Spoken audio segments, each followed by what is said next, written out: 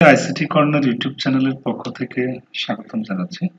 সম্মানিত ভিউয়ার্স, আজকের ভিডিওটি মূলত পিবিজিএসআই সংক্রান্ত, অর্থাৎ performance based grants for secondary institutions PBGSI স্কিমের আওতায় দ্বিতীয় পর্যায়ে 2023-24 অর্থ বছরের স্কুল, মাদ্রাসা, কলেজ ব্যবস্থাপনা জবাবদিহি অনুদান প্রদানের লক্ষ্যে নির্বাচিত শিক্ষা প্রতিষ্ঠানের তথ্য এমসিএসএ এন্ট্রি, হার্ড কপি স্কিম কার্যালয়ে প্রেরণ এবং এ সংক্রান্ত অনলাইন সংক্রান্ত আপনারা নিশ্চয়ই মাধ্যমিক ও উচ্চশিক্ষা অধিদপ্তর মাওসির ওয়েবসাইটে এই চিঠিটা আপনারা দেখতে পেয়েছেন। চিঠিটার যে মূল সারাংশ সেটি হলো, আপনারা জানেন যে এবছর 4,900-এরও অধিক প্রতিষ্ঠান কিন্তু 5 লক্ষ টাকা করে জবাবদিহি ব্যবস্থাপনা জবাবদিহি অনুদানের অর্থ পেয়েছে এবং উক্ত অর্থগুলো বন্টনের কিন্তু সুস্পষ্ট নির্দেশনা সেই চিঠিতে উল্লেখ ছিল। তো তারই ধারাবাহিকতায় আসলে যে প্রতিষ্ঠানে 5 লক্ষ টাকা প্রদান করা হয়েছে অনুদান হিসেবে, ওই প্রতিষ্ঠানগুলো তাদের যে অনুদানের প্রাপ্ত অর্থ সেটি যথাযথভাবে ব্যবহার করছে কিনা এবং কিভাবে ব্যবহার করছে, মূলত এ সংক্রান্ত একটি তথ্য আপনাদেরকে ইমেইলে এক্সেল শিটের মাধ্যমে আপনাদেরকে প্রেরণ করতে হবে। যদিও এই কাজটি আপনাদের নিকট থেকে সংগ্রহ করে উপজেলা মাধ্যমিক শিক্ষা অফিস, জেলা শিক্ষা অফিসে প্রেরণ করবে, কিন্তু তৃণমূল পর্যায় থেকে আপনাদেরকে এক্সেল শিটে প্রয়োজনীয় তথ্য পূরণপূর্বক উপজেলা মাধ্যমিক শিক্ষা অফিসে প্রেরণ করতে হবে। আপনারা অবশ্যই তথ্য প্রেরণের পূর্বে এই চিঠিটি ভালো করে আপনারা একাধিকবার পড়ে নেবেন, প্রয়োজনে প্রিন্ট আউট করে নিতে পারেন, তাতে সবচেয়ে সুবিধা হবে।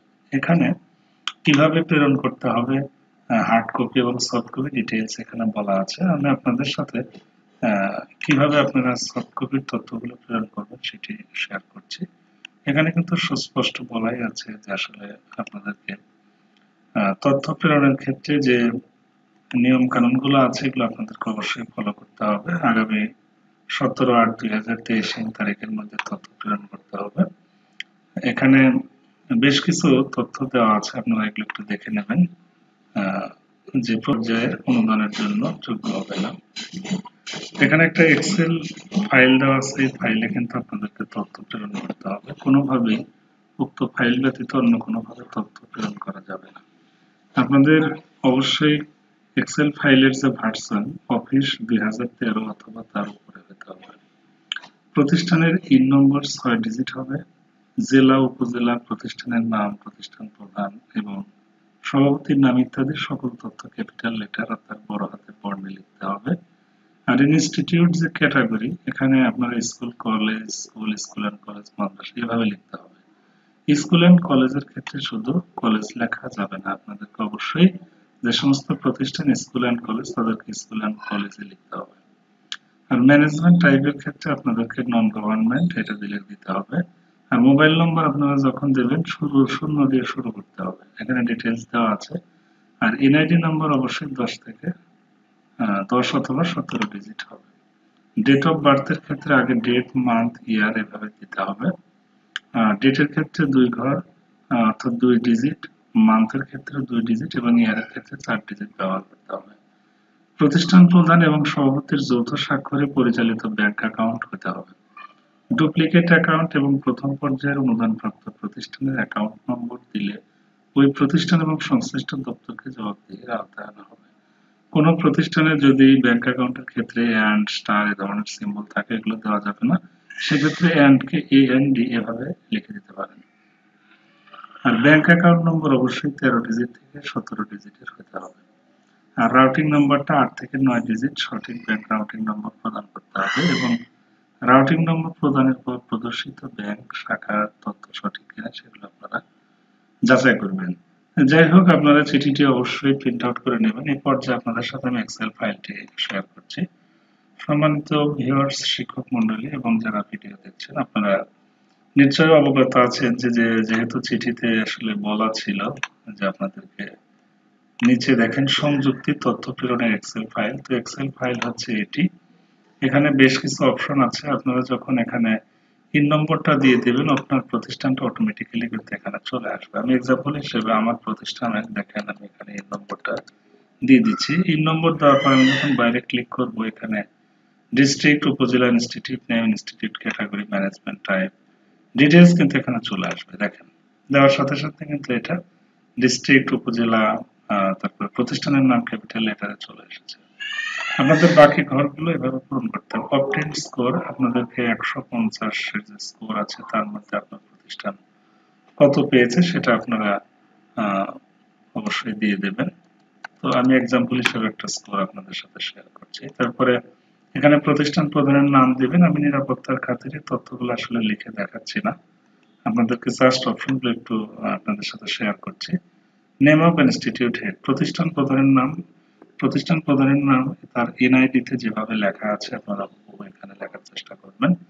তারপরে প্রতিষ্ঠান প্রধানের যে মোবাইল নম্বর এটা আপনারা দেবেন, অবশ্যই 11 ডিজিট হবে এবং 0 থেকেই কিন্তু স্টার্ট করতে হবে। আপনারা এই বিষয়টা অবশ্যই খেয়াল রাখবেন। তারপর হচ্ছে এনআইডি, প্রতিষ্ঠান প্রধানের এনআইডি, এখানে কিন্তু লেখা এসেছে, আপনারা যখন মাউস পয়েন্টার ধরবেন লেখা এসেছে অনলি 10 or 17 ডিজিট, অর্থাৎ 10 অথবা 17 ডিজিট হবে, এখানে 13 ডিজিট দেওয়া যাবে না। যদি 13 ডিজিট দেন সেক্ষেত্রে তার আগে আপনারা অবশ্যই জন্মসালটা যুক্ত করে নেবেন। তারপরে বার্থ ডেট, যেটা জন্মসাল প্রতিষ্ঠান প্রধানের, এখানে ডেট দিবেন 2 সংখ্যায়, মান্থ দিবেন 2 সংখ্যা এবং ইয়ার দিবেন 4 সংখ্যা, এখানে কিন্তু স্যাম্পলটা দেওয়াই আছে। তারপর আপনাদেরকে name of chairman, SMC, MMC অথবা জিবি, অর্থাৎ গভর্নিং বডি, স্কুল ম্যানেজমেন্ট কমিটির আপনাদের কি করতে হবে, সভাপতির যিনি আছেন তার নাম এখানে এনআইডি অনুযায়ী দিতে হবে, অবশ্যই ইংরেজিতে আপনারা দেবেন। তারপরে সভাপতির এনআইডি নম্বর এখানে দেবেন এবং এক্ষেত্রে একটি বিধান আছে যে অবশ্যই 10 অথবা 17 ডিজিট হবে। যাদের এনআইডি স্মার্ট কার্ড তো তাদের অবশ্যই 10 সংখ্যা হবে, আর যাদের পুরনো এনআইডি কার্ড রয়েছে সেক্ষেত্রে 13 সংখ্যার পূর্বে জন্মসাল যুক্ত করে 17 সংখ্যা করে দিতে হবে। তারপরে জন্ম তারিখ লেখার ফরম্যাট কিন্তু একই রকম, date, month, year. Bank account, name of institute, প্রতিষ্ঠানের যে ব্যাংক অ্যাকাউন্ট নাম, অর্থাৎ প্রতিষ্ঠানের নাম যেমন আছে ব্যাংক অ্যাকাউন্টের নামও কিন্তু ঠিক হুবহুভাবে, এক্ষেত্রে কোনো রকম ব্যত্যয় ঘটা যাবে না। কোনো প্রতিষ্ঠান যদি স্কুল এন্ড কলেজ হয় সেক্ষেত্রে এন্ড আপনারা এভাবে সিম্বল না দিয়ে আপনাদেরকে এ এন্ড ডি এভাবে ভেঙে লিখতে হবে। তারপরে bank account number of institute, প্রতিষ্ঠানের যে ব্যাংক অ্যাকাউন্ট নাম্বার আছে এটা অবশ্যই 13 থেকে 17 ডিজিটের হতে হবে। আপনার প্রতিষ্ঠানের ব্যাংক অ্যাকাউন্ট যদি তার কম সংখ্যা হয় অবশ্যই আপনারা আপনার সংশ্লিষ্ট ব্যাংকে যোগাযোগ করে দ্রুত সেটি অনলাইন করে নেবেন এবং এর সংখ্যা 13 থেকে 17 মধ্যে হতে হবে।